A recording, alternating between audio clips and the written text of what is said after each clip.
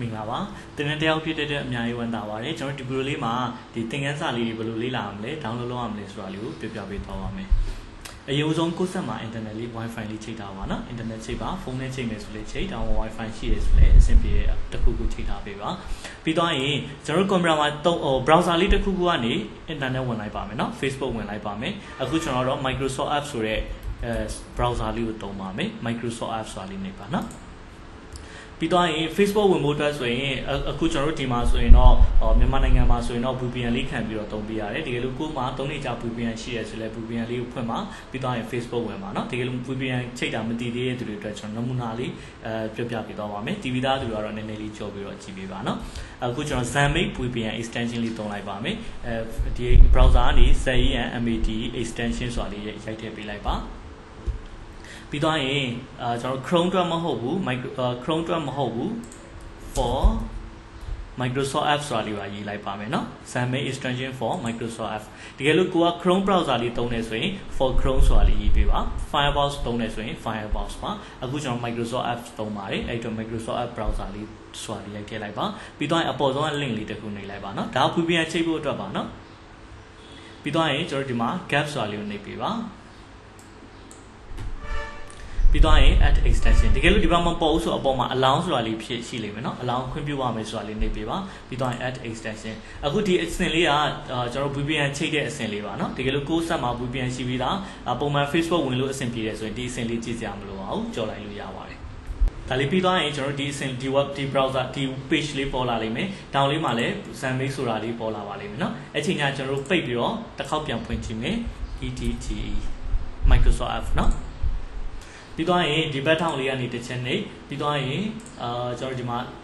country လေးရွေးပေါ့နော်ကိုဖုန်းမှာချိန်ထားတဲ့ country လေးရွေးအခုကျွန်တော် United States ဆိုတာလေးယူလိုက်မယ် United States ကျော်သွားပြီပြီးတော့ကျွန်တော် content ဆိုတာလေးနှိပ်လိုက်ရမှာပဲเนาะတကယ်လို့ကိုဖုန်းမှာချိန်ထားတဲ့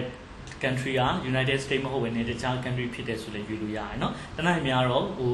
ကျွန်တော်တို့နှစ်မျိုးသုံးမျိုးမဖြစ်အောင်ပေါ့เนาะတခါကျ account တွေပိတ်တယ်လို့ပါဒါကတော့ကျွန်တော်တို့တခြားနိုင်ငံကဆိုရင်တော့ဒါ VPN မလို့ပုံမှန်တိုင်း Facebook ဝင်လိုက်လို့ရပြီเนาะ Okay VPN ချိန်ပြီးသွားပြီဆိုရင်ကျွန်တော်တို့ Facebook သွားပါမယ် browser လေးတစ်ခုtab လေးတစ်ခုယူ www.facebook.com ဆိုတာလေးရိုက်ထည့်ပါเนาะပုံမှန် TV သားသူတွေတော့ဒီစင်လေးကကြော်လိုက်လို့ရတယ်ဘာမှပြဿနာမရှိဘူးပုံမှန်တိုင်း Facebook ဝင်ပြီးတော့ကျွန်တော်တို့ပို့လိုက်တဲ့ message လေးကနေ group link လေးတွေကိုသွားပြီးတော့ဝင်ပေးပါเนาะကျွန်တော် user name password ရိုက်ပြီးဝင်ပြီးသွားပြီဆိုရင်ကျွန်တော် message box တွေကနေတင်တန်းငါပို့ထားတဲ့ message လေးကိုဝင်ဖတ်ကြည့်ပါဝင်ပြီးတော့ကျွန်တော် group link လေးပို့ထားလေးတွေ့လိမ့်မယ်เนาะဒီ group လေးတွေကိုသွားပြီးတော့ visit group ဆိုတာလေးသွားလိုက်ပါ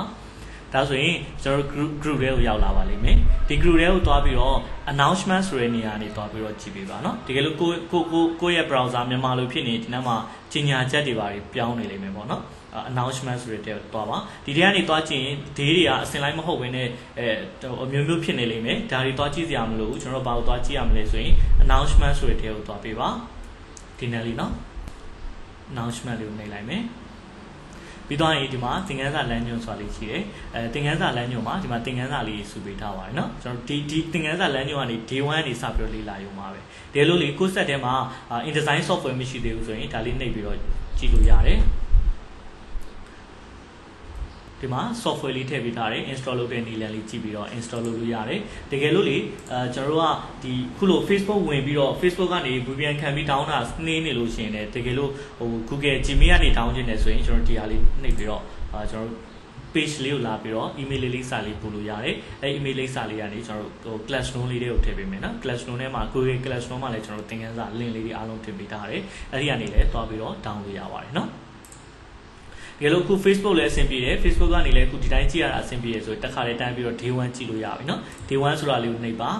day 1ပြီး day 2 day 3အစဉ်လိုက်ဆက်သွားပြီးတော့လေ့လာမှာပါ day 1နှိပ်ပါပြီးတော့သင်ခန်းစာလေးကိုဘယ်ကနေသွားထောင်းမလဲဆိုဒီ link လေးကနေသွားပြီးတော့ထောင်းပေးပါเนาะ link လေးကိုတစ်ချက်နှိပ်လိုက်တယ်